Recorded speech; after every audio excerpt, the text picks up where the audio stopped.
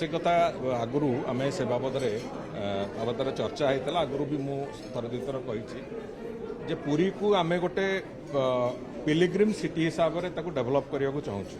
पिलिग्रिम city हिसाब से develop करने को हेले बड़दाण्डे थिबा समस्त घर ताकू गोटे से भली गोटे तीर्थाटन भाया तार व्यवस्था करने को तार लुकटा गोटे तीर्थ सहर लुक जमी से भाया लुक तैयारी करने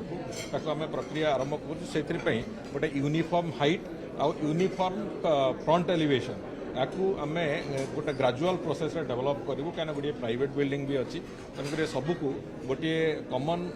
लुक देला भाया आम से प्रक्रिया को हाथ को नवाक जाऊँ। आज जमी आम आ गोटे निष्पत्ति नहीं मंदिर 2 किलोमीटर रेडियस भितर कौन प्रकार मद दुकान बार इत्यादि रहा कि बड़दाण्डे कौन जगार से भाया मद दुकान बार रहा आमिष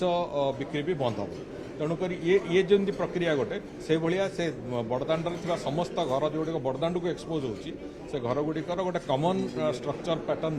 ताकू हाइट एवं लुक दृष्टि ताकू केमती कराहब से आम तार गोटे प्राइमरी काम आरंभ करूँ भावुँ से सफल हेले बड़दाण्डर लुक ही परिवर्तन हो।